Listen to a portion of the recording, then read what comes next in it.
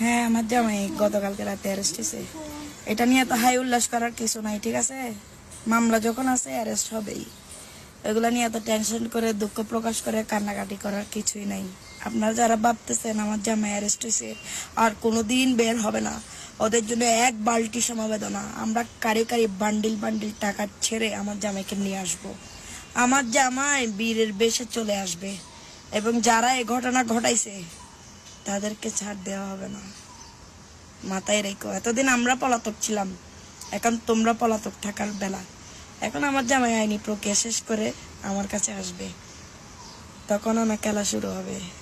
খেলা মাত্র শুরু করছো তোমরা, শেষ করবো আমরা, ঠিক আছে? সবাই আমার জামাই যারা সাজ্জাতের যারা সাপোর্টার আছো, আমার জামাইয়ের জন্য দোয়া করবা যাতে 10-12 দিনের মধ্যে জামিন করে ফেলতে পারি, ঠিক আছে? ধন্যবাদ।